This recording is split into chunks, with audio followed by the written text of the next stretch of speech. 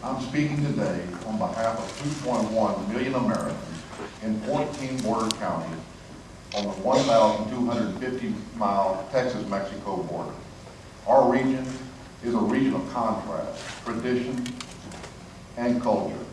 The multinational, multicultural nature of our communities on both sides of the international boundary gives our region a distinct sense of place.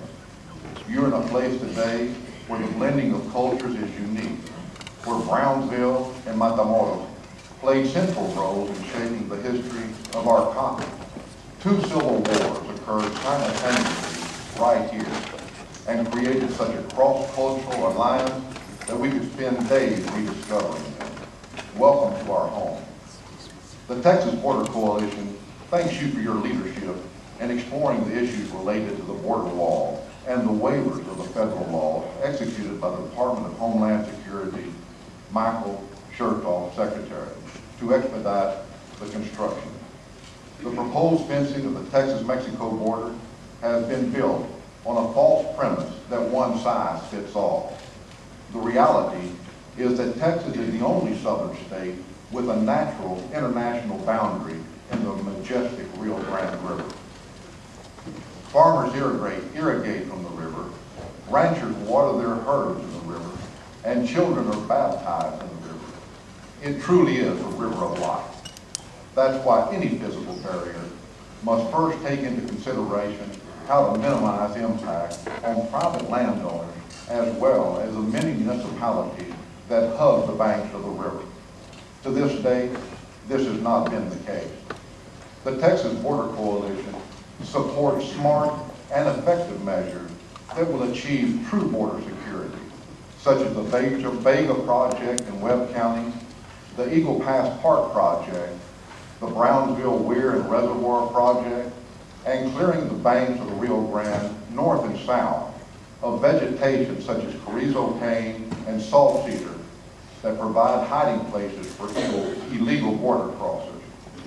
We support physical barriers in areas where they make sense and are agreed to by elected county and municipal officials. We support smarter, more effective solutions where fences won't work, that include radar, cameras, sensors, and more effective deployment of Border Patrol personnel. The Texas Border Coalition believes that Congress committed a strategic error in the approval of the Secure Fence Act, and then compounded that error in providing the Secretary of Homeland Security with the unilateral authority to waive, in effect repeal, all federal laws to expedite the construction of the wall. We support repeal of the unconstitutional waiver repeal authority and urge the repeal of the Secure Fence Act in favor of measures that will provide our region with real security.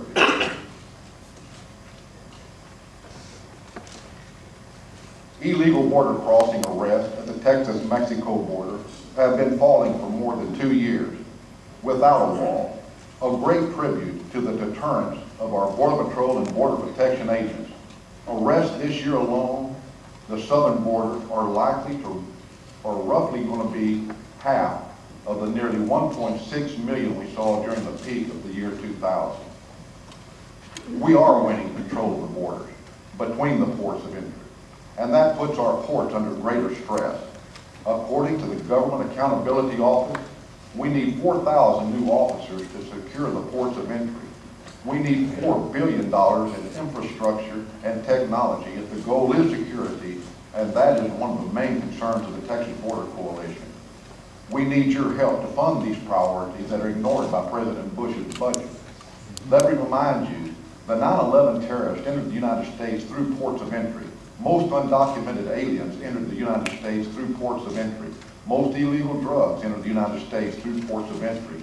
No border wall will solve those problems.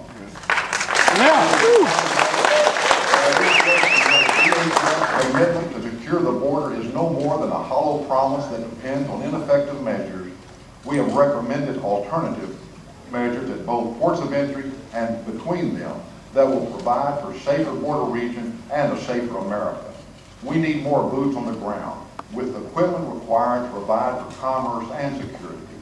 The administration has developed a pattern of rejecting these practical ideas and effective solutions in order to pursue misguided policy.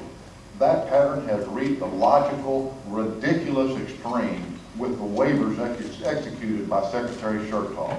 We've met with Secretary Chertoffs to share our concerns, which he's acknowledged, but said Congress tied his hands. He told us to change the law. Our delegation did just that, repealing restrictive portions of the Secure Fence Act and authorizing him the flexibility, all in fiscal 2008 Comprehensive Appropriations Act. He has chosen to ignore the new law in pursuit of the strategy he devised to accomplish the old statute. In their headlong rush to achieve an arbitrary deadline to erect an ineffective wall, the administration has chosen to abandon our nation's laws that commit us to preserving our environment, our culture, our history, and our religious liberties.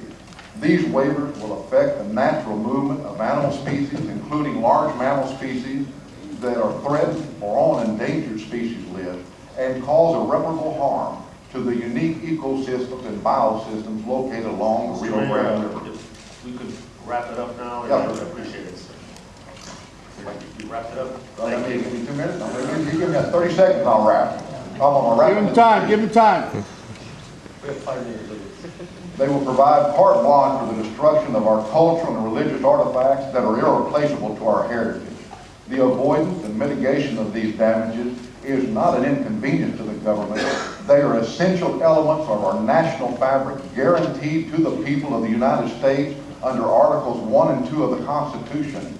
We don't demand the enactment of new law. We have already achieved that. We demand that Congress require the enforcement of our commitment to being a nation of laws. The Texas Border Coalition believes we can do better.